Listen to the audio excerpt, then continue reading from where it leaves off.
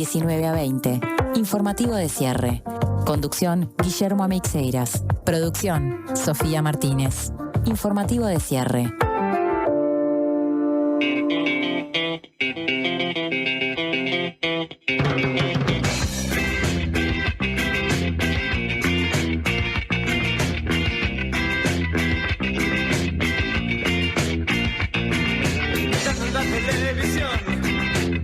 Las noticias nacionales comunicaban a la población que se cuidara de los criminales, que cerraran puertas y ventanas con cadenas y candados, que pusieran milicos vigilantes y sus ahorros bien guardados. Las noticias nacionales advertían a la población. Las noticias nacionales daban su versión. Seguí mirando el noticiero. Aseguraban una suba de precios, pero nunca acusan a nadie, nunca nombran a los necios. Las noticias nacionales mantienen su posición.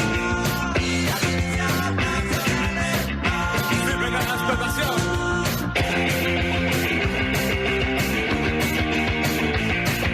En esta pausa del noticiero puedo vaciar mi cenicero de maldito anuncio de sabor. Recuerda la ministra de Educación. ¿Quiénes son los criminales? Me quedé dar todas las señales. Mientras todo aquí se está hundiendo todavía, presidente. 3 minutos pasan de las 7 de la tarde. Bienvenidas, bienvenidos. Somos Informativo de cierre después de esa sobredosis de cultura que teníamos en Las Ganas con Ferreiro y Dopico y Ferreiro. Llegaron las noticias. Qué dupla, ¿no? Sí. Buena dupla para otras cosas, ¿no? Para pensar más allá, a ver qué se podría hacer. ¿Qué se podría hacer con Dopico? Ferreiro se tapa. Se esconde. Se esconde, ¿no? Bueno, es el momento nuestro, ¿no? El momento del sándwich entre Las Ganas y la música Me Llueve. Hoy la música Me Llueve muy especial. Buenas noches, Sofi. Buenas noches, ahora Vamos sí. a saludar. Buenas noches al equipo, a Ale, a Joaquín, a Fran.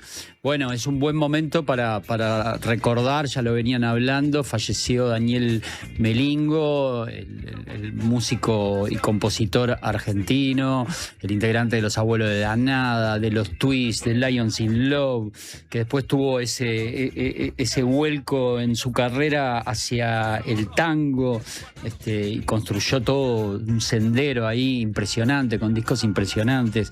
Vino muchas veces a Uruguay y bueno, es un buen momento para volver a anunciar, para los que se enganchan recién, que no saben que falleció, que les gustaba Melingo, se viene un programa especial sobre la figura del músico argentino, que por supuesto va a acercarlos.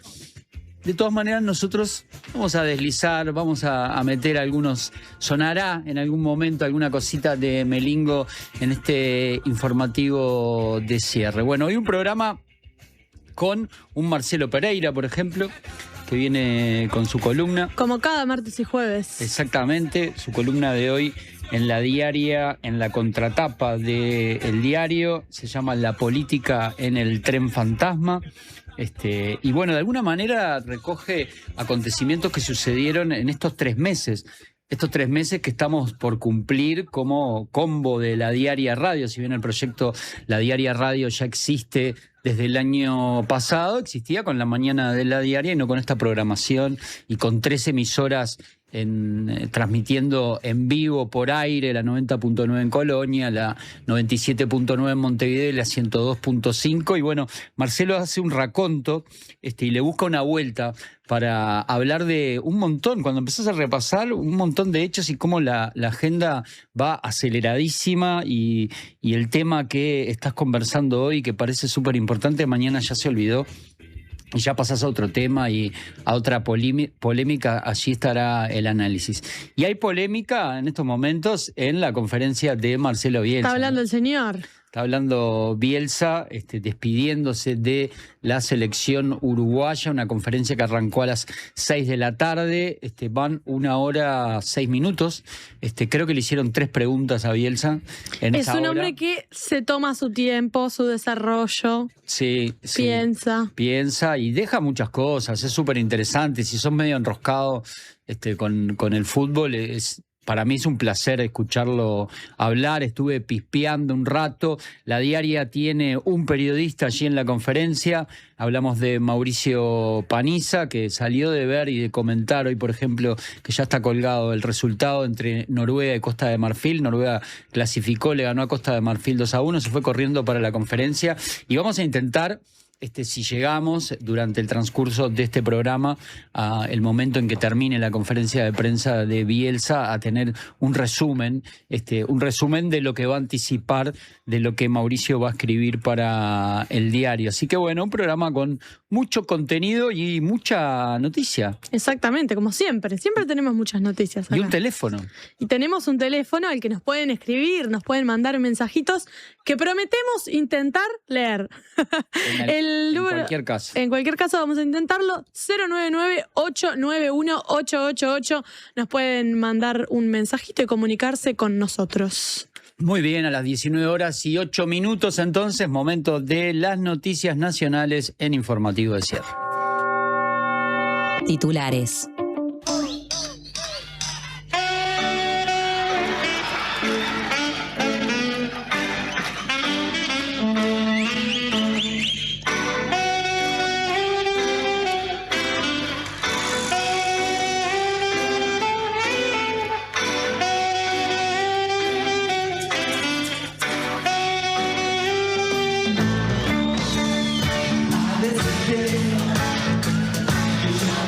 Y bueno, nuestro pequeño homenaje a Melingo empieza con una que conocemos todos, cuando integraba Los Abuelos de la Nada, con Miguel Abuelo, con el Cachorro López, con Calamaro, por citar a los personajes más representativos de esa gran banda argentina. Bueno, una de las canciones que había compuesto Melingo era esta Chalamán, y nos va a acompañar en este primer bloque de noticias y nos va a llevar a el país que está de moda, que es Paraguay, ¿no?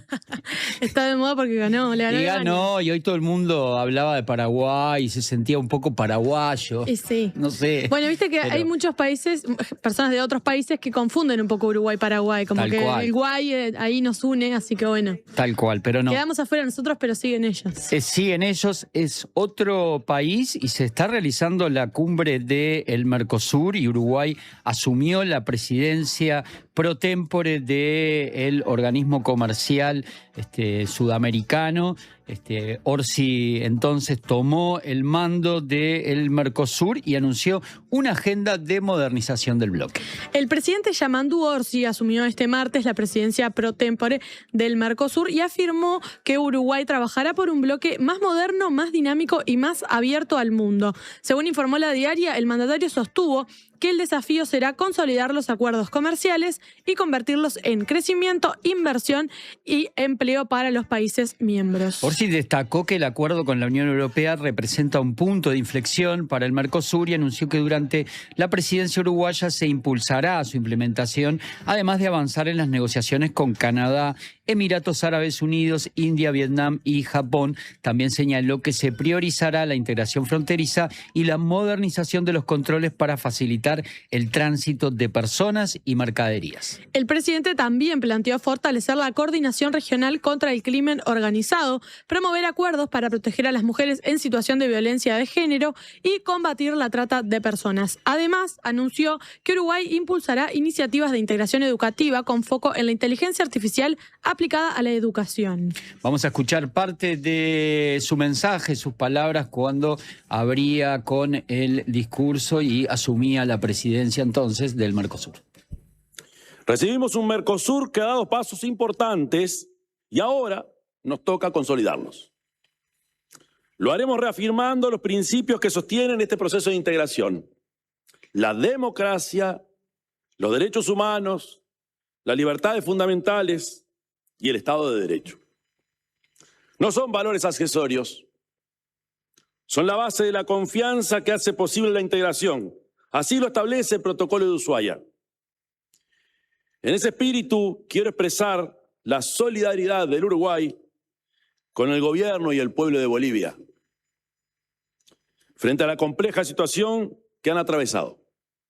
Y felicitar a Perú y a Colombia por sus recientes procesos electorales desarrollados en un marco de paz, transparencia y respeto a las instituciones democráticas. Quiero expresar asimismo la solidaridad con el pueblo de Venezuela frente a las consecuencias de los recientes terremotos.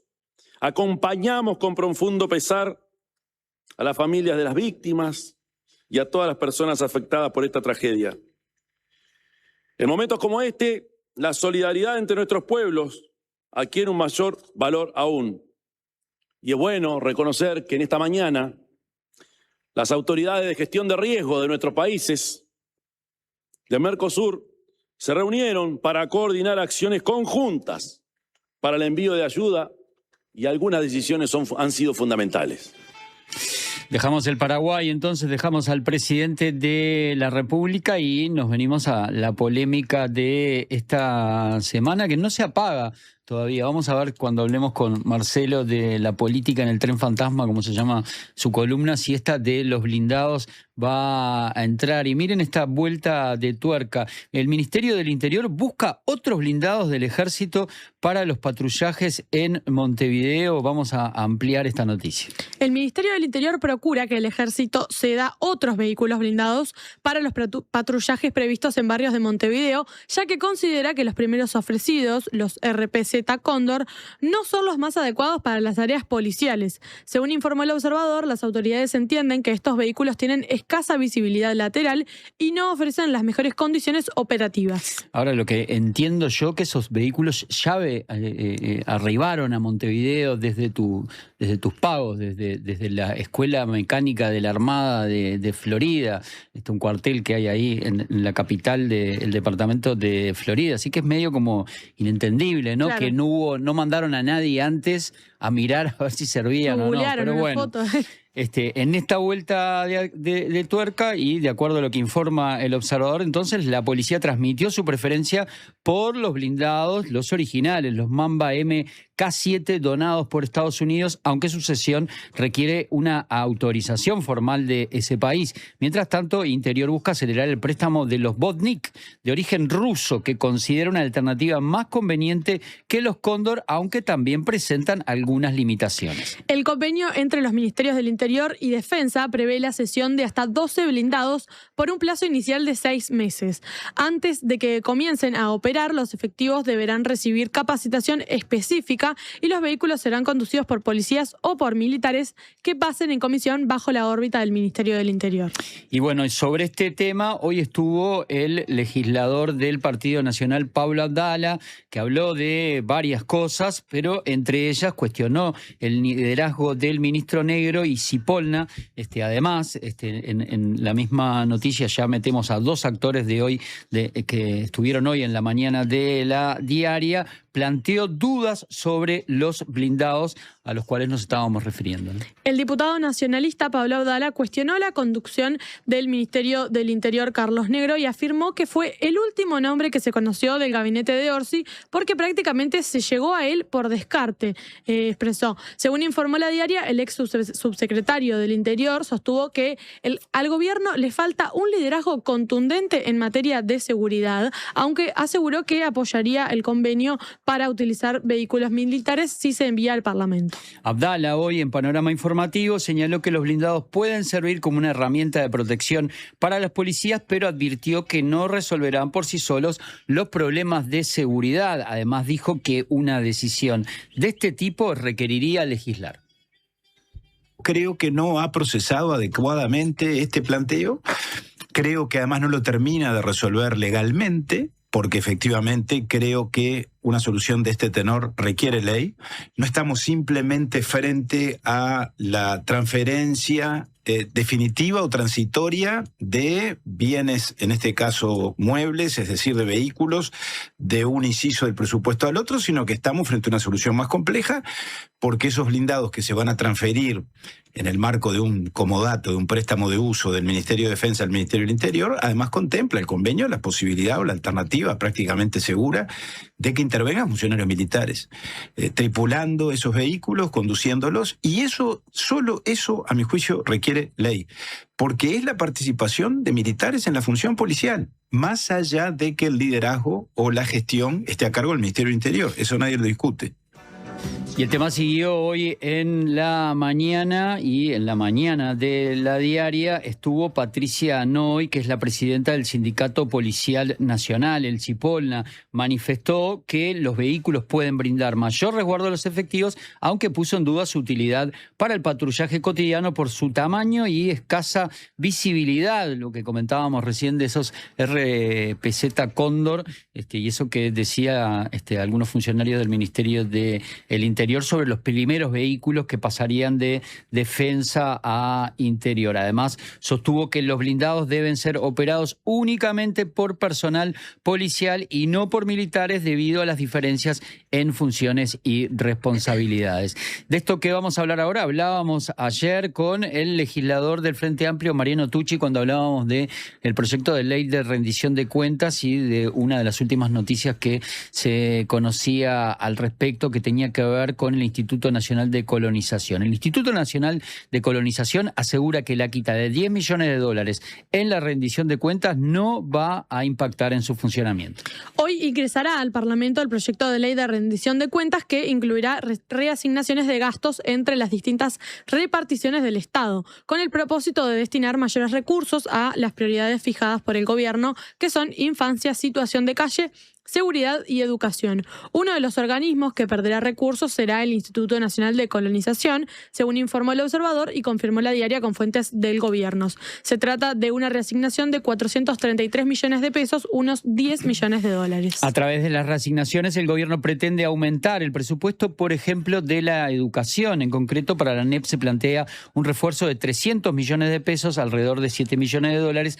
Para la Universidad de la República, 100 millones de pesos, unos $2 millones, y para la UTEC 7 millones de pesos, cerca de $170.000. El diputado del Partido Nacional, Pablo Abdala, que comentábamos pasó por Panorama Informativo de la diaria Radio, manifestó que el proyecto de rendición de cuentas le genera enormes interrogantes. El nacionalista subrayó que desde ámbitos de presidencia y del propio Ministerio de Economía no se ha promovido instancias de diálogo político que hayan permitido intercambiar detalles del proyecto previo a su discusión parlamentaria. Y hablemos de Colette Spinetti, la secretaria de Derechos Humanos, que denunció transodio ante su posible salida de la Secretaría de Derechos Humanos. Spinetti aseguró que aún no recibió una comunicación oficial sobre su posible cese luego de que trascendiera que el gobierno analiza cambios en el área. Según informó El País, la jerarca afirmó que atraviesa momentos dolorosos y sostuvo que para muchos pegarle a un trans es un deporte, es transodio. Spinetti defendió su gestión al señalar que no hay nada que decir sobre su trabajo y afirmó que siempre actuó con compromiso por los derechos humanos y la justicia social. De acuerdo con El País, el Poder Ejecutivo evalúa unificar la Secretaría de Derechos Humanos con la Secretaría de Derechos Humanos para el pasado reciente, lo que también implicaría la salida de su actual titular, Alejandra Casablanca. Según consignó Búsqueda y confirmó El País con fuentes del gobierno, el cargo de Spinetti habría sido ofrecido a la actual subdirectora de Comunicación de Presidencia, Ileana da Silva. La reestructura busca reorganizar las competencias de ambas oficinas en un contexto en el que también pesaron cuestionamientos públicos a la gestión de las dos jerarcas. Y bueno, recién comentábamos lo sucedido en la cumbre del Mercosur y escuchábamos al presidente Yamandu Orsi, que entre otros países felicitaba a el Perú por su acto eleccionario, y quien también se refirió a Perú fue directamente la Cancillería uruguaya, que felicitó a Keiko Fujimori por su victoria electoral en aquel país. Este lunes 29 de junio, la Oficina Nacional de Procesos Electorales de Perú contabilizó el total de las actas electorales en el marco de la elección presidencial, que en la segunda vuelta del 7 de junio enfrentó a la candidata ultraderechista Keiko Fujimori y al izquierdista Roberto Sánchez. El conteo se extendió durante 22 días y se conoció que la candidata de Fuerza Popular obtuvo el 50% de los votos y es la nueva presidenta de Perú. En ese marco, el Ministerio de Relaciones Exteriores de Uruguay emitió un comunicado para congratular a Fujimori por su victoria en la segunda vuelta electoral en aquel país, de acuerdo con los resultados finales de la oficina electoral. La Cancillería expresó al próximo gobierno peruano su compromiso de continuar profundizando los lazos bilaterales de cooperación con la hermana República del Perú en beneficio de los respectivos pueblos y de la integración regional. Diputados del Frente Amplio buscan etiquetar alimentos que contengan organismos genéticamente genéticamente modificados. La bancada de diputados del Frente Amplio presentó un proyecto de ley que busca etiquetar todos los alimentos para consumo humano que contengan, consistan o sean producidos a partir de organismos genéticamente modificados en una proporción superior al 1%. De aprobarse la normativa, los alimentos deberán llevar en su envase una etiqueta con un rectángulo de color amarillo con una T en rojo, que no puede ser menor al 10% de la cara principal del envoltorio para que indique su origen transgénico. Cuando el alimento sea comercializado fresco, deberán rotular el origen en el cartel o etiqueta de la venta. La iniciativa parlamentaria ingresó a la Comisión de Ganadería, Agricultura y Pesca de la Cámara de Representantes a mediados de junio. El diputado Alejandro Zavala comentó a La Diaria que aún no han entablado contacto con diputados de la oposición, pero tampoco han encontrado opiniones críticas. Y bueno, y estaba actualizando diferentes portales. A ver si sigue la conferencia de Bielsa, sigue. Sigue hablando. Pero sobre todo para saber si finalmente conocemos si van a aumentar o no los combustibles. Demos el preámbulo. La URSEA recomendó una fuerte baja para las naftas y una suba para el gasoil en julio. Y bueno, estamos esperando que el Poder Ejecutivo oficialice la información al respecto. La Unidad Reguladora de Servicios de Energía y Agua recomendó una rebaja de más de 5 pesos por litro para las naftas y un aumento de poco más de 1 peso para el gasoil en los precios de referencia correspondientes a julio. Según informó el observador, el Poder Ejecutivo definirá este martes los valores que regirán en los surtidores desde el 1 de julio. De acuerdo con el informe técnico, la nafta super debería pasar de 96,36 a 87,64 el litro, mientras que la Premium 97 bajaría de 96 a 90,31. En tanto, el gasoil 50S subiría de 61,76 a 62,81 por litro. La recomendación se basa en el precio de paridad de importación y otros componentes utilizados como referencia por el gobierno. La decisión final corresponde al Poder Ejecutivo, que mantiene vigente un régimen de excepción por la volatilidad de los mercados internacionales. Días atrás, la ministra de Industria, Fernanda Cardona, habría señalado que aun cuando el contexto internacional habilite rebajas, el gobierno buscará evitar cambios bruscos en los precios de los combustibles. Y continúa el conflicto en la terminal Cuenca del Plata y Supra está responsabilizando a Catoen Nací por el conflicto. El Sindicato Único Portuario y ramas afines responsabilizó a la empresa Catoen Nací por la falta de avances en la negociación de un nuevo convenio colectivo para los trabajadores de la terminal de la Cuenca del Plata. Según informó La Diaria, el gremio sostiene que la incertidumbre laboral es consecuencia de la postura empresarial durante las negociaciones. El sindicato afirmó que fue la propia empresa la que impulsó una cláusula para extinguir el convenio al vencer su plazo, en lugar de mantener su vigencia hasta alcanzar un nuevo acuerdo. Además, cuestionó las condiciones laborales actuales, señalando que los trabajadores deben permanecer disponibles durante todo el mes sin poder planificar horarios ni descansos. En el comunicado, el Supra también criticó las ganancias obtenidas por la terminal, que opera bajo concesión estatal hasta 2081, y planteó que el conflicto afecta tanto a los trabajadores como al país. El pronunciamiento se produce una semana después del paro de 48 horas realizado por el sindicato en reclamo de un nuevo convenio colectivo. Y bueno, y vamos cerrando esta parte informativa de Informativo de Cierre con dos noticias que tienen a la Argentina en el centro. Una y la primera tiene que ver con el Mundial, pero miren esta particularidad. Argentina prohibió, te encanta, yo sabía, ¿no? Cuando la vi dije, esta noticia es para Sofía. Sí, la verdad que sí. Argentina prohibió el ingreso al Mundial a deudores de pensión alimenticia. Argentina prohibió el ingreso a los estadios del Mundial a 13.000 personas registradas como deudoras de pensión alimenticia. Según informó La Diaria, la medida forma parte del programa Tribuna Segura, que incorporó este año a los alimentantes morosos dentro de las restricciones de acceso a los partidos. La lista fue enviada a las autoridades estadounidenses e incluye unas 34.000 personas con distintos impedimentos para ingresar a los estadios. De esos 34.000, 13.000 corresponden a deudores alimentarios, gente que no le pasa la pensión a las madres para sus hijos. El sistema cruza en tiempo real los documentos de identidad con distintas bases de datos y funcionará durante toda la Copa del Mundo y hasta 5 días después de su finalización. La medida busca garantizar el cumplimiento de las obligaciones alimentarias mediante restricciones que incentiven el pago en lugar de aplicar únicamente sanciones económicas. Según datos citados por La Diaria, 7 de cada 10 mujeres en la provincia de Buenos Aires no reciben la cuota alimentaria alimentaria, mientras que el 70% de los acuerdos judiciales sobre manutención no se cumplen. Y bueno, como lo comentábamos, murió Daniel Melingo, referente del rock, referente del pop, referente del tango argentino. El músico argentino murió este martes a los 68 años. Según informó La Nación, fue hallado sin vida en su departamento de Buenos Aires, donde permanecía con cuidados paliativos por una enfermedad respiratoria.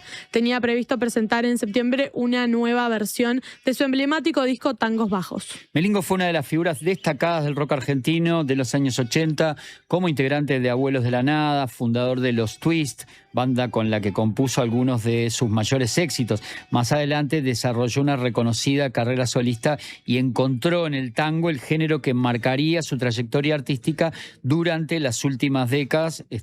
Y acá yo agregaría a la banda que tuvo en España, que es muy interesante, que la pueden descubrir si no la conocen, que se llama Lions in Love. Capaz que suena algo de Lions in Love aquí en Informativo de Cierre. Con discos como Tangos Bajos, Santa Milonga y Maldito Tango, el artista alcanzó reconocimiento internacional y realizó extensa gira por Europa, especialmente en Francia. Además, su carrera musical también participó como actor en distintas producciones cinematográficas. Para los que están mirando por YouTube, la foto que seleccioné es acá en Uruguay, en la trastienda de Montevideo. Lo vi un par de veces en la trastienda. Impresionante. Cualquier show de Melingo era impresionante, era impredecible. A veces depende de cómo él estuviera, pero bueno, nada. Un artista increíble. Nos vamos a la pausa. Sigue hablando Bielsa, así que le vamos a pedir a Marcelo Pereira que se ponga los botines y que entre él, entonces, antes de Mauricio, que está allí cubriendo la conferencia para el diario. Y le voy a pedir a Ale que irnos a la pausa subiendo un poco la versión de Chalamán, la original, la más conocida quizás, la que está en el disco en vivo de Los Abuelos de la Nada, Los Abuelos en el Ópera. Sonaba así, Salve Daniel Melingo. Que ya no te necesito,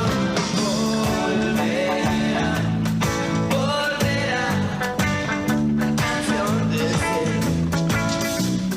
y en la gran fiesta de vida, y en la gran fiesta de disfraz, a Babilonia bajará, Babilonia lo quemará. Redes y vías de contacto. Comunicate al 099-891-888. Mail radio@ladiaria.com.uy. Primero está la tierra, el origen, la esencia, lo que es único y propio de una localidad remota en la inmensidad del mundo. Después, la tradición y la historia, lo que cuentan los que entienden de los ciclos y tiempos de la naturaleza. Al final, está el cuidado y el respeto por todo ese recorrido. Seis Montes, cafés del mundo tostados en Uruguay. Te esperamos en nuestra tienda en Rivera 2208, esquina Polié, o en la web. Siempre hay una librería cerca tuyo y la mejor forma de cuidarla es comprando ahí tus libros. En La Diaria amamos las librerías y el amor es correspondido. Por eso con tu suscripción accedes a un 20% de descuento en las siguientes librerías de Montevideo: El Yelmo de Mambrino, La Lupa, Librería América Latina, Moebius, Club Cultural Charco y Amazonia. Leer tiene beneficios. La Diaria. Enviar y recibir dinero alrededor del mundo es un sí. Gales te da la posibilidad de hacerlo en sus locales a través de Western Union. Rapidez, cercanía y la tranquilidad de enviar y recibir por Western Union. Otro beneficio Gales para vos. Conoce más en gales.com.uy o llamando al 0800 2026. Gales 50 años. El cambio te favorece. Una radio para quedarte escuchando. La Diaria Radio 97.9. Última oportunidad para ponerse al día con la contribución inmobiliaria en Canelones. Hasta el 30 de octubre, accedes a convenios sin multas ni recargos y hasta en 60 cuotas. Informate por el 1828 o a través de imcanelones.gov.uy. Nunca fue tan fácil ponerte al día. No pierdas esta última chance. Canelones, avanza con la gente. Llegó el yogur. Rico fresco, cremoso, con 11 gramos de proteína y probióticos. Probá el yogur en sus dos versiones, natural y sin azúcar. El yogur griego más uruguayo es de Conaprole.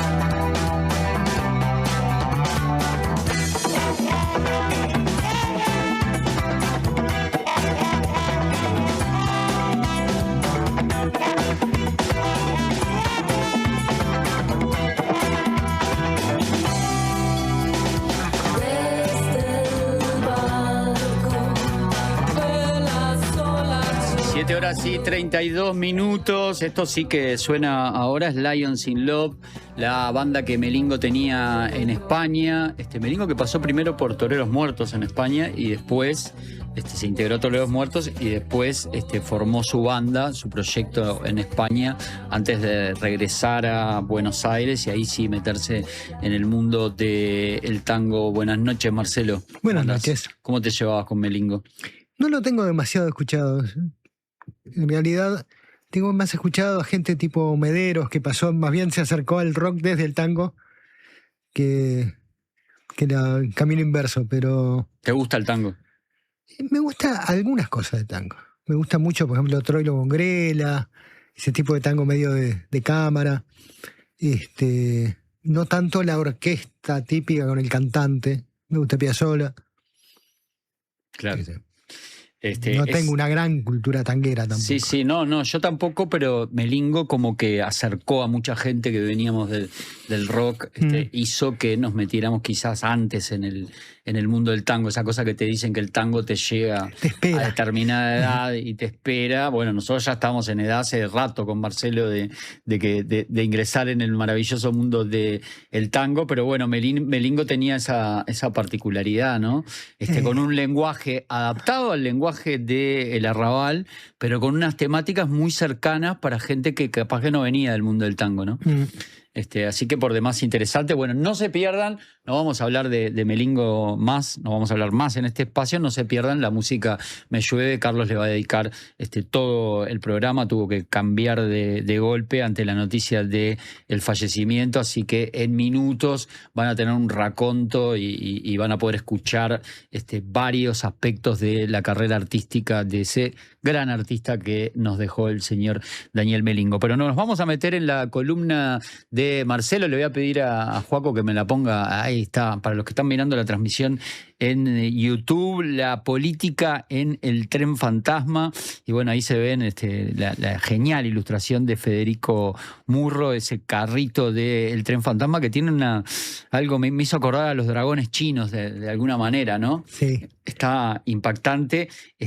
Pelota tiene que ver porque sí, hay una utilización de esa imagen del tren fantasma y tiene que ver también con estos 3 meses en los que compartimos este espacio aquí con Marcelo, donde hemos pasado por muchísimos temas.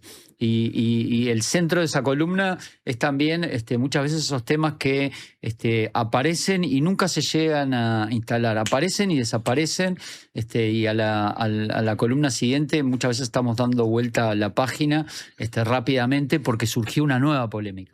Sí, y es un poco una dinámica que no pasa solo en Uruguay, ¿no? Pero está moldeada, me parece a mí, en gran medida por el uso de determinadas redes sociales, que yo siempre digo, me hago la idea de que debe ser muy frecuente que la gente que está en la política, vaya viendo cuál es el menú de hoy, ¿no? Se está hablando de esto, entonces tengo que salir a opinar de este asunto. No le pasa solo a los políticos, ¿no? Yo qué sé, en estos días tuvimos gente dedicada a toda clase de actividades que consideró que era su obligación salir a dar opinión sobre la invasión de Uruguay, por ejemplo, ¿no? periodistas que normalmente no hablan de... Como yo, por ejemplo. De deportes, claro, pero todo el mundo hace su alegato, porque es el tema del día, y entonces a veces no se sabe muy bien quién es el que fija esa agenda, ¿no? Porque no es la clásica aquella de hace unos bastantes años, antes de que hubiera este tipo de medio de comunicación interpersonal, de que, bueno, eran los propios medios los que iban armando la agenda del día y decidían qué es lo que estaba en la conversación pública, qué es lo que no. Y en todo caso se reproducía en el bar después. Sí, y ahora en realidad lo que pasa muchas veces es que los medios primero tímidamente y ahora ya sin ningún pudor sacan noticias que son fulanito posteó tal cosa, ¿no? Y menganito le contestó y él retuiteó la otro asunto. Entonces vamos un poco como al ritmo de esa música que es muy agitada, muy entrecortada y que más va cambiando continuamente de tema, ¿no? Ahí la definís en la columna como una agenda volátil e inconexa. Sí, a mí me hizo acordar al viejo Tren Fantasma, que es todo un género de entretenimientos, ¿no? Que le llaman el Dark Ride, le llaman los yankees a todas esas cosas que son recorridos en la oscuridad, pero cuando es con susto, digamos, es el Ghost Train, que acá fue el Tren Fantasma, donde, claro, esa cosa que te acelera de golpe, te pega un susto, te pega un sobresalto, y después dobla y ya hay otra cosa, y acelera de nuevo, y no sabes qué va a venir, con la diferencia de que no es un ratito, como el Tren Fantasma, sino que estamos en esa máquina continuamente. Y los periodistas también, yo creo que eso es un problema, porque a veces también en el periodismo perdemos la noción de decir, bueno, pero paremos a pensar, paremos la pelota, como ya que estamos todavía con las secuelas del Mundial, y pensemos nosotros qué es lo importante para destacar, qué es lo que nos interesa señalarle a la gente, en vez de estar corriendo atrás de lo que está en, como decía una canción vieja de Leo Maslía, en los siglos del instante, ¿no? Esa cosa continuamente de ahora. Las 5 preguntas de periodismo clásicas, aquellas, terminan siendo yo, ¿qué? ¿No? Y eso es todo. Quedamos. ¿Quién? No yo. Ni el dónde, ¿Qué? ni el cómo. Lo que estoy haciendo, sí, ¿por qué? ¿Para qué? Todas esas cosas, no. Entonces, eso produce como también una sensación de agitación que no es nueva. Ya uno leía en los 80, en los 90, trabajos muy sesudos de la gente que se dedicó a estudiar la posmodernidad, de que, bueno, se estaban derrumbando todo eso, lo que llamaban los grandes relatos, interpretación del mundo, y que entonces, yo qué sé, teníamos libros, yo qué sé, Lipovetsky, Bátimo, toda esa gente que estuvo muy de moda en una época, que te hablaban de esa situación del efímero, de la moda continuamente como modelo del consumo de información y del consumo de pautas culturales. Y ahora, claro, a eso se le suma toda una cosa tecnológica que realmente nos sumerge, ¿no? Yo creo que la gente que tiene toda esa aplicación instalada, que es mucha, bueno, debe haber tenido más de una vez la experiencia esa de meterse en una especie de rizo que no se sabe muy bien a dónde va y que una cosa va llevando a la otra, tampoco se sabe muy bien por qué, porque después uno terminó de mirar una y le apareció otra que no tiene que ver con la primera, pero se supone que tiene que ver con las cosas que a vos te interesan, porque el algoritmo lo registró. Pero hay ese menú del día, ¿no? Y entonces, claro, como además la gente, por ese mismo ritmo en que entramos, está muy acelerada. Alguna vez hablamos acá de relación con las encuestas sobre el gobierno, de cómo la gente quiere cosas rápidas, quiere lo inmediato, no quiere que le digas, tenemos un plan que dentro de 1 año y medio va a dar resultados. No. Alguien me comentaba hoy, me cruzo en otro lado con Fernando Padilla y me decía, el 2 de marzo, en las puertas de la sede del frente, alguien me decía, ¿cuándo van a subir las jubilaciones? ¿No? Decía, pará, asumió el gobierno ayer. ¿No? Bueno, claro, pero la gente tiene sus urgencias y no son caprichos tampoco. Pero bueno, entramos como en esa dinámica, mientras también toda la trama social de las identidades se va haciendo más volátil también, ¿no? Yo qué sé. Le pasó a las encuestadoras mismo, ya que hablamos de encuestas. En una época, cuando iba el encuestador por tu barrio, ¿no? Y encontraba a la gente, bueno, por el hecho de que te había entrevistado en tu casa, ¿no? Ya tenía una noción sociocultural de dónde venías, ¿no? Y qué respuestas eran más o menos representativas de ese barrio por la experiencia histórica. Ahora, cuanto más hay respuestas que se hacen por internet, ¿no? Más despersonalizada, más descontextualizada está la persona, y ya no sabes desde dónde te contestan, ni si no le estás viendo la cara para ver si te dice la verdad o te está inventando. Todo eso tenía la entrevista cara a cara, que ya muy pocas veces se hace, para algún focus group, nomás, algunas de esas cosas.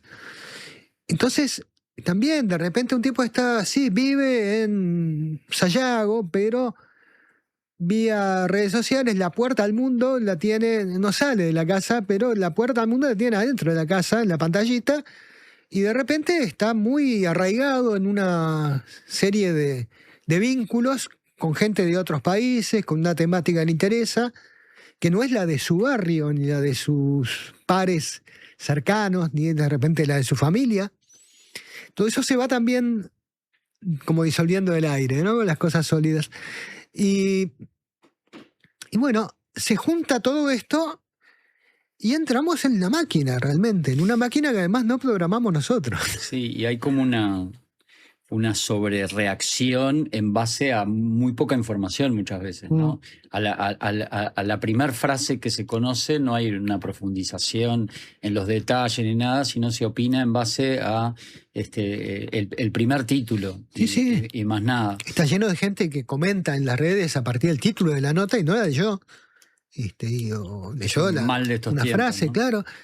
Pero a veces lo que más me preocupa, porque está bien, de repente hay gente que hace eso, pero a veces lo más preocupante es que los que tienen responsabilidades o los actores, y no estoy pensando en ningún partido político en específico, sino estoy pensando en todo. Muchas veces se opina también desde el título. Sí, Las personas que supuestamente tendrían que hacer un análisis un poco más fino, ¿no? Sí, como aquel programa de parodia que había, Hablemos sin saber, ¿no? Exacto. Y bueno, yo hice un repasito de 3 meses y realmente son saltos de un lado para el otro. Sí, yo tengo, me hice un punteo de algunos hechos que citás para columnas en el recuerdo, se podría llamar. Debatimos en un momento sobre si Orsi debía o no debía ir a la reunión en España, el encuentro progresista. Sí, y había 2 reuniones, al final fue una sí, a la otra no, pero era un tema central. Se debatió mucho sobre la falta de soluciones para las personas en situación de calle. Luego llegó el plan. Bueno, el caso Moisés Martínez también generó muchísimo debate. El indulto sí, indulto no. ¿Quién puede indultar? ¿Quién tiene esa potestad? Bueno, después entró el tema del diálogo social y la eliminación de las AFAPs. Sí, que nos iban a robar la plata a la gente. Después nos tuvimos que subir al portaaviones y de alguna manera ser expertos en si constitucionalmente el presidente de la República estaba autorizado o no a subir a un portaaviones estadounidense. Hasta el PCNT tiene una opinión constitucional sobre eso. El USS Nimitz. Bueno, después tuvimos la polémica con las investigadoras de ACE, que quedó absolutamente en la nada, ¿no? Luego de esa denuncia penal que hizo el directorio actual sobre el anterior directorio, estuvo todo el episodio vinculado a la camioneta de Orsi, y hablando de vehículos estuvieron los camioneros autoconvocados. Parece que pasó hace mucho, pero fue la semana pasada. Hace 10 días estábamos todos hablando del tema y ahora parece que se apagó, y vos ahí citabas que incluso estos hechos generan algunos personajes mediáticos y particulares como Tulio. Como Tulio. Por ejemplo, ¿no? Y ahora estamos en el tema blindado. No sabemos qué será de la vida de Tulio. No sabemos. no sabemos. Y ahora estamos metidos en el tema blindados a full. Todos tenemos que opinar, además, rápidamente sobre las características de cada blindado. Nadie sabía que era un Mamba MK7, casi nadie en este país, seguramente antes de que empezara toda esta discusión. Pero bueno, ahora empieza, que si tiene ventanita, que si no tiene, bueno, si sirve para patrullar o no. Claro, no es algo que fue la policía a comprar. Está previsto que salgan a comprar lo que les sirva. Es elegir entre lo que hay. Entonces, algunos sirven tienen algunas funcionalidades que sirven, pero otras no, y así con cada uno. Algunos se ve mejor, pero son muy grandotes, muy pesados. Otros son más livianos, pero se ve menos. Para patrullar no da para mucho. Pero bueno. Y ahora, no sé, empezaremos la rendición o alguien dirá algo y estaremos todos corriendo atrás de si estuvo bien o estuvo mal lo que dijo fulano y lo que le contestó mengano, hasta que aparezca otra nueva cosa en la cual todos nos sentiremos también obligados a opinar rápidamente. Y yo digo, así no hay... Después pasa lo que pasa, como dicen los españoles, ¿no? Porque para evaluar si el gobierno está cumpliendo o no está cumpliendo lo que dijo que iba a hacer, si la oposición es una alternativa mejor que el gobierno que está ahora, uno tiene que recuperar cierto pensamiento racional, cierto pensamiento que no se quede en el día a día, que vea algún hilo conductor en las cosas. Y bueno, eso es lo que nos niega esta manera de acelerarnos. Y yo creo que no es buena para nadie, porque al final, claro, termina pesando la característica personal, la capacidad de comunicación, el carisma, porque no hay un seguimiento de hilos temáticos. Yo qué sé, hay cosas que el gobierno empezó a hacer cuando asumió, que se supone que sigue haciendo, sigue desarrollando, pero se pierde la noción de qué pasó con aquello, ¿no? Ahora se volvió a hablar de las políticas para infancia, que siguen estando en la prioridad, pero porque en una conferencia de prensa se anunció cuáles son los lineamientos de rendición de cuentas. Pero si no estamos en la rutina de decir, bueno, estas 5 cosas que dijeron que eran las prioritarias, ¿no? ¿Cómo van avanzando? ¿No? ¿Qué se va haciendo? ¿Funcionan? ¿No funcionan? Vamos a preguntar. En vez de comer lo que nos sirvieron, vamos a ver si podemos incorporarle algo al menú. Bien, Marcelo, el jueves volvemos con la próxima polémica. ¿Qué te parece? Claro, veamos. Veamos ¿Qué nos toca? En qué estamos. La política en el tren fantasma, muy interesante, la pueden leer, por supuesto, está colgada en la versión digital de La Diaria para aquellos que no recibieron el papel hoy a la mañana. Y viene con citas de un muchacho que escribe bien, que ayuda a vestir las notas, que es un tal William Shakespeare. Ah, sí, tiene una cita que la puedo leer, sale de uno de los clásicos de Shakespeare, llamado Macbeth, para quien no lo conoce, que dice: en más de una ocasión traer consigo a un mal actor que se pavonea y se inquieta por su momento en el escenario y luego no se lo vuelve a oír. Así sin que, bueno, alusiones. Sin alusiones a nadie, por supuesto. Gracias, Marcelo. Nos vamos a la pausa y sí, terminó la conferencia de Bielsa, así que vamos a estar haciendo un breve resumen con Mauricio Paniza, colega de La Diaria, que está preparando además un artículo. En la medida que sea posible hacer un breve resumen sí, pero de lo que dice Bielsa, que siempre dice muchas cosas. La versión extensa la van a tener, por supuesto, en la versión digital de La Diaria y en el papel mañana. Hacemos esa pausa, ya venimos. Redes y vías de contacto. Comunicate al 099-891-888. Mail radio@ladiaria.com.uy. En Habitab resolvé todas tus gestiones. En nuestros más de 520 locales de todo el país. Y también desde nuestras aplicaciones. Más información en habitab.com.uy. ¿Vas a pintar? Confía en Ciacolor.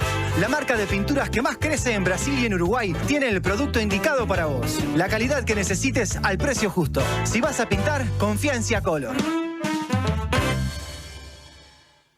Estas vacaciones de invierno, ir al Solís es un gol. 7 espectáculos para divertirte y disfrutar en el Teatro Solís. 1930, Misión Futuro de Ruperto Rock and Roll. Las 4 estaciones de Vivaldi. Alfombras mágicas y las bichipelotas. La máquina del tiempo. Agua. El faro del fin del mundo. Y alfombras mágicas de paseo. Del 27 de junio al 12 de julio. Entradas en venta en Ticantel y boletería del teatro. Teatro Solís, Intendencia de Montevideo.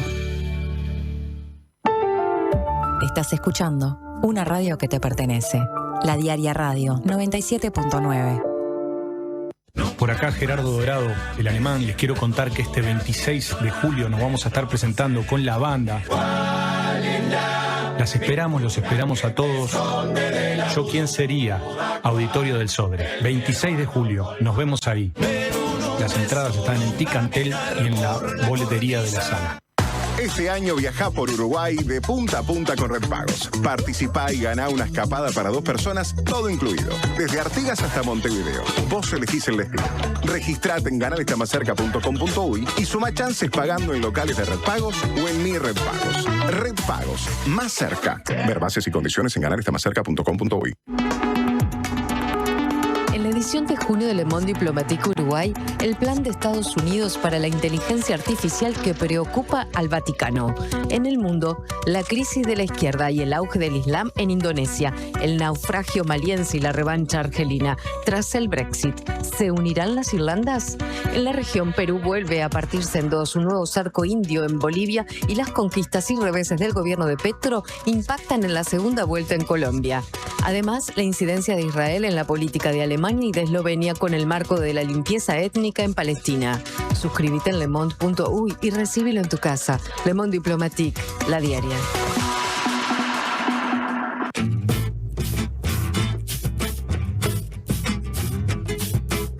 Narigón.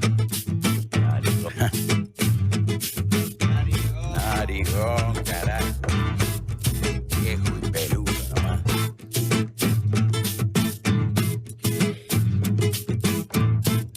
Por los pagos de mi barrio, había un tipo que se las daba el guapo, pero su mente estaba revirada. Le decían el narigón, por lo mucho que aspiraba. Salía de noche, volvía. Nos quedan algunos minutitos para intentar resumir lo que sucedió, si no me equivoco, en el Estadio Centenario. Allí estaba programada la conferencia de prensa que iba a dar el hoy ex técnico de la selección nacional, Marcelo Bielsa, programada para que comenzara a las 18 horas y se llevó prácticamente 1 hora y media, donde Bielsa, por los recortes que pude ver, por lo que pude seguir en alguna red social, no le escatimó hablar de ningún tema, pero ¿para qué contárselo yo? Sí, tenemos a un periodista de La Diaria que la cubrió para el diario, así que los que quieran ampliar esta escasa charla que vamos a tener ahora pueden ir en un rato a la versión digital de La Diaria o mañana esperar el papel y saber exactamente a qué se refirió el ex técnico entonces de la selección uruguaya. Vamos a recibir con gusto a Mauricio Paniza, colega de La Diaria, que estuvo entonces allí en la conferencia de prensa del ex DT de la selección uruguaya, Marcelo Bielsa. Mauricio, ¿cómo andás? Gracias por atendernos. Buenas tardes, Guillermo. Saludo grande para vos, para todos los compañeros que están ahí en la radio y obviamente para la audiencia que está escuchando. Bueno, el gusto es nuestro. Contame un poco, primero me interesa saber que me describas un poco qué ambiente había, qué cantidad de periodistas, cómo estaba el clima, que hay un sector de la prensa que está enfrentado a Bielsa, entonces, y las conferencias de prensa de Bielsa nunca son fáciles para los periodistas. ¿Cómo se vivía todo? Dame un poco de color antes de ir a algún detalle.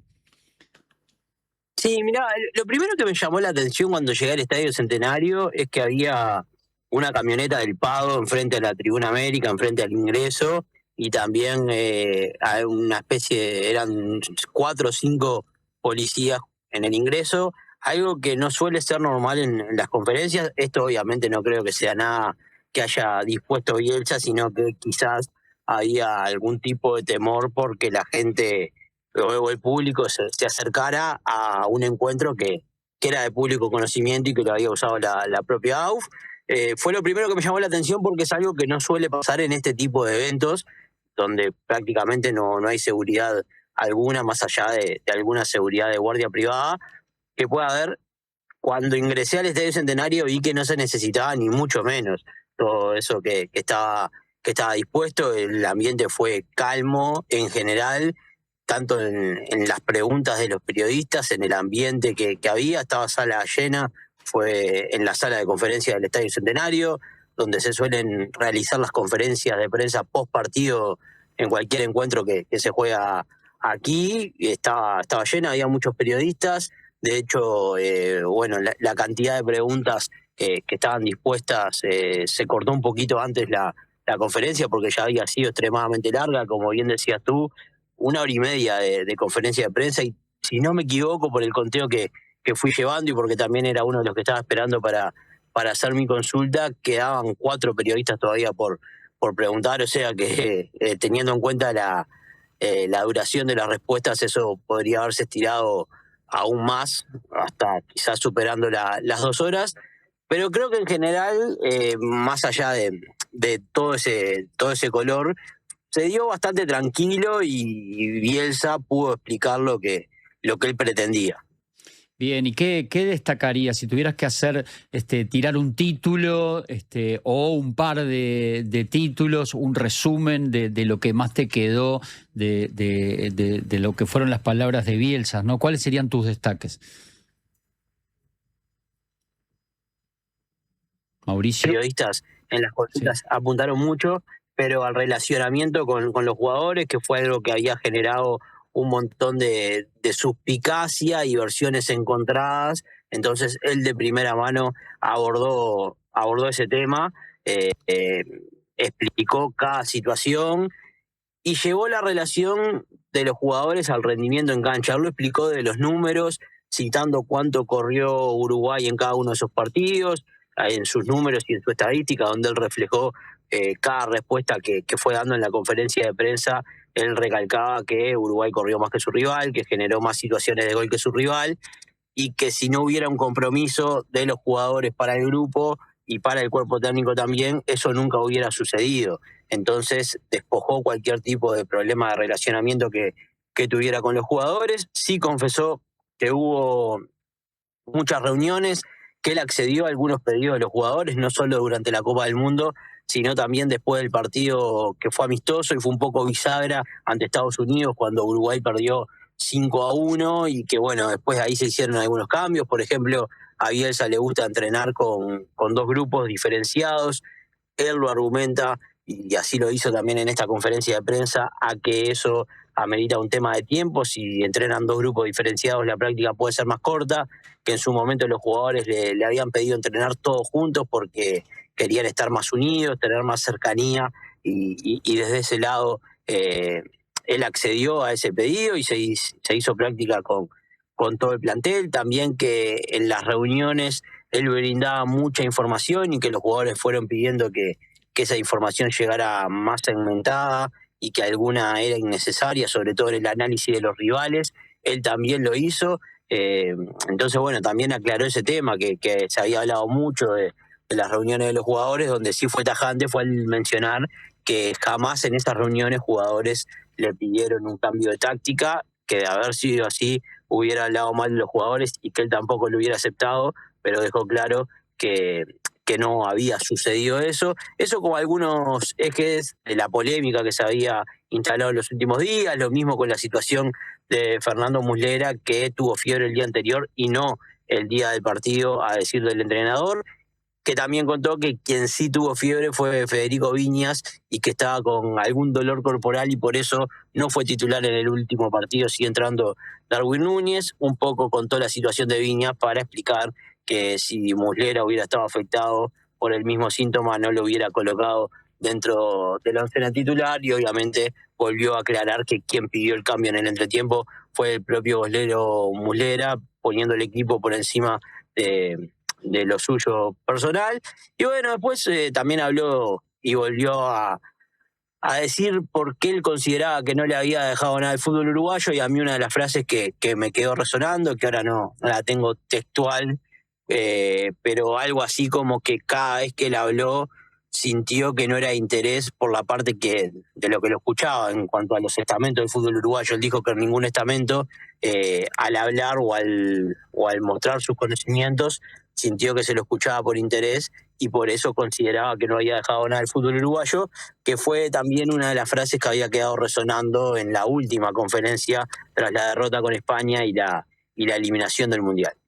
Bien, vamos a esperar con ansias entonces esa nota, Mauricio. Lo último a preguntar es qué dijo, porque también ahí se generó algún tipo de polémica, qué dijo sobre el cambio de Valverde, si es que dijo algo en el último partido con España. Algunos periodistas salieron a manifestar su opinión de que lo había expuesto frente al público uruguayo al sacarlo, y bueno, argumentaron también en ese sentido. Dijo, se refirió algo a Valverde a ese momento. Sí, él ya lo había dejado bastante claro en la conferencia partido ante España, explicando el cambio táctico que él había proponer con el ingreso de Federico Viñas. Hoy volvió a aclarar, cuando se le preguntó en conferencia de prensa, que de ninguna manera podría haber sacado un jugador para exponerlo. Obviamente también siento que no era una respuesta que iba a decir si así hubiera sido, pero más allá de eso, él aclaró que no, volvió a dar explicaciones, y también dijo que con Valverde él había hecho algunas concesiones que no fueron pedidas por el jugador, sino que fueron dictaminadas por el propio Bielsa, sabiendo la clase de jugador que era, y habló muy bien de Valverde, quien habló que en una charla él le había dicho que podía llegar a jugar o como carrilero, como lateral, o en su posición natural de volante, y que Valverde siempre había estado disponible para jugar en el puesto que fuere que la selección lo necesitara. Entonces, desde ese lado, habló bien de Valverde, y obviamente sobre el cambio dijo que no lo había hecho para exponerlo. Aún así, lo que no sé si fue algo que yo pude percibir o no en un momento, él tuvo dos momentos donde destacó jugadores, iba diciendo, por ejemplo, Varela excelente, Olivera excelente, Cáceres excelente, y cuando iba desarrollando la oncena de Uruguay, salteó a Valverde, a quien no descifró con el mismo adjetivo de que su mundial había sido excelente, y después en alguna otra que repasó algunas características que había tenido el plantel de Uruguay, también lo salteó. No sé si fue causalidad, casualidad, o piensa que quizás su mundial estuvo por debajo de las expectativas, no hubo chance de repregunta en ese momento, pero sí fue una curiosidad de que salteara Valverde en momentos donde enumeró rendimientos particulares de los jugadores. También es cierto que él ya había dedicado una respuesta particular al rendimiento de Valverde. Bien, Mauricio, quedamos expectantes entonces a la publicación de un artículo completo de lo que sucedió entonces hace minutos en el Estadio Centenario, con la última participación pública de Marcelo Bielsa como técnico de la selección nacional. Gracias por esta primera participación aquí en Informativo de Cierre, Mauricio, un placer. No, muchas gracias a ustedes y estamos a las órdenes. Abrazo grande. Bien, nos estamos yendo entonces, dejando estos aspectos de la conferencia. Recuerden, la buscan para los que quieran ampliar en la versión digital de La Diaria. Ya llega Carlos Dopico, Julia Peraza, ya llega la música Me Llueve, ya llega el homenaje a Daniel Melingo. Nosotros nos volvemos a escuchar y a ver mañana a las 7 de la tarde.